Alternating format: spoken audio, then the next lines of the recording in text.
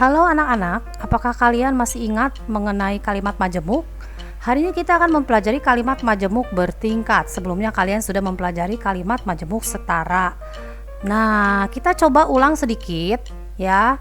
Perbedaan kalimat majemuk setara dan bertingkat. Coba Ibu beri waktu kalian untuk memperhatikan dua buah kalimat ini, yang pertama dan yang kedua.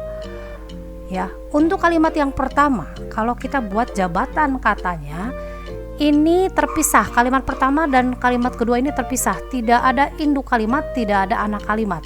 Yang pertamanya SPK dan yang keduanya itu SPK. Kalau ini ada kata penghubungnya, saya sedang belajar ketika hujan turun. Nah, hujan turunnya ini tidak berdiri sendiri. Ini merupakan keterangan dari kalimat yang sebelumnya, ya. Jadi ini menunjukkan waktu, keterangan waktu kapan saya belajarnya, ketika hujan turun. Nah, keterangan waktu ini diperluas lagi jabatan katanya, yaitu hujan itu subjek dan turun itu predikat. Jadi kalau kita lihat jabatan katanya ini bertingkat, oleh karena itu disebut sebagai kalimat majemuk bertingkat. Dan yang tidak ada kata penghubungnya itu sebagai induk kalimat, ya. Ini dapat berdiri sendiri. Saya sedang belajar. Sedangkan anak kalimat ini adalah yang ada kata penghubungnya, ketika hujan turun. Dan anak kalimat ini tidak bisa berdiri sendiri, tidak bisa kalimatnya itu ketika hujan turun, itu tidak bisa ya. Jadi dia butuh induk kalimatnya. Sedangkan induk kalimat itu tidak butuh anak kalimat, juga bisa berdiri sendiri. Bisa saja kalimat itu saya sedang belajar. Nah, jadi kalimat majemuk bertingkat adalah kalimat yang terdiri dari dua kalimat tunggal atau lebih, di mana kedudukannya tidak sama. Ya, dijelaskan tadi bahwa ada induk kalimat dan ada anak kalimat. Induk kalimat itu dapat berdiri sendiri tanpa anak kalimat. Contoh, kakak jarang pergi keluar rumah. Sedangkan anak kalimat tidak dapat berdiri sendiri. Contohnya, sejak pandemi corona. Nah, anak kalimat ini butuh induk kalimat. Jadi harus ada kakak jarang pergi keluar rumah sejak pandemi corona. Ya. Nah, ciri-ciri kalimat majemuk bertingkat itu ditentukan dari kata penghubungnya. Kalau kalian kemarin sudah belajar ya kalimat majemuk setara, itu ada kata penghubung yang membagi lagi menjadi 3 kelompok: setara, sejalan, memilih, dan berlawanan. Ya, diingat-ingat kata penghubungnya apa. Nah, ini yang disajikan ini adalah kata penghubung kalimat majemuk bertingkat. Nah, kata penghubung ini dalam jabatan katanya itu artinya menunjukkan keterangan. Ya, keterangannya bermacam-macam. Jika kalau apabila seandainya itu keterangan syarat, agar supaya keterangan tujuan, meskipun walaupun keterangan keadaan, sehingga keterangan akibat, karena keterangan sebab, sejak, selama, ketika, setelah, sesudah, sebelum, itu keterangan waktu. Ya, jabatan katanya maksudnya ya. Coba perhatikan ya contoh kalimat majemuk bertingkat yang sesuai dengan firman Tuhan. Tuhan mengasihi saya walaupun saya sering berbuat dosa.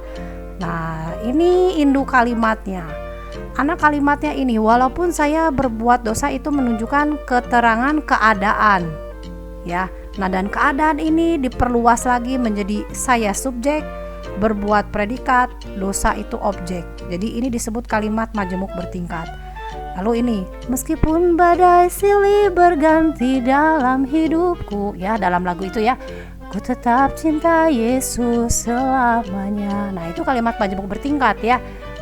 Nah, lalu yang ketiga juga, karena manusia berbuat dosa, Tuhan Yesus disalibkan. Yang dicetak tebal ini adalah induk kalimatnya. Ciri-cirinya adalah tidak ada kata hubung. Yang dimana ada kata penghubungnya itu adalah anak kalimatnya yang menunjukkan keterangan. Ya. Nah, lalu ada tanda koma. Itu digunakan untuk memisahkan anak kalimat dan induk kalimat jika anak kalimat mendahului induk kalimatnya. Contoh, agar kamu lulus, kamu harus belajar.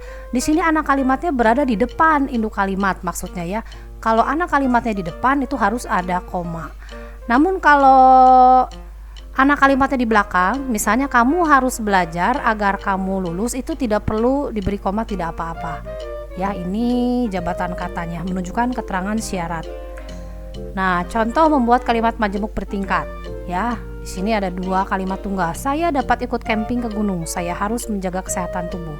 Silakan kalian gabungkan bagaimana kita mensisipkan agar ini di depan atau di belakang agar kalimatnya efektif. Ya.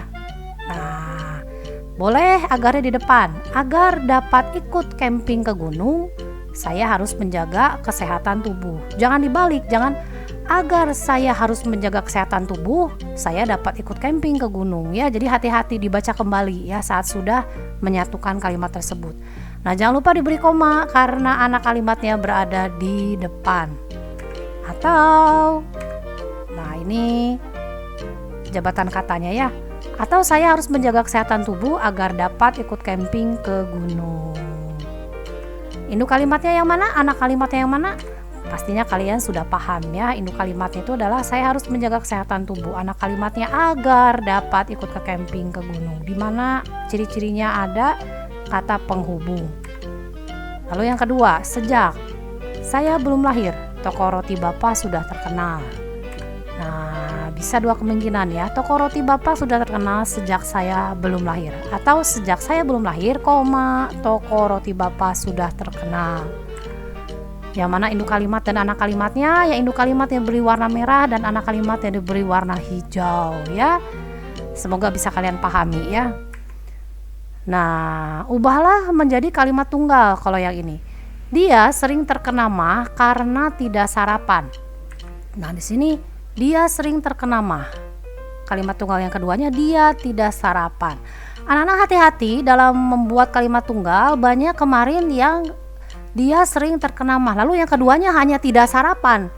Ya, karena sebelumnya ini subjeknya ini merupakan subjek rapatan. Jadi ketika menjadi kalimat tunggal itu subjeknya harus dimunculkan kembali.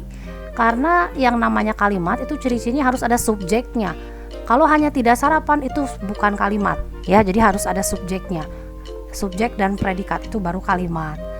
Lalu ada juga beberapa yang ketika menjadi kalimat majemuk ini diberi tanda titik. Misalnya dia sering terkena mah titik karena tidak sarapan. Cara membuatnya sudah betul, tapi ketika menggunakan kata titik di sini ini menjadi tidak tepat. Mengapa? Karena menjadi kalimat tunggal lagi, bukan kalimat majemuk.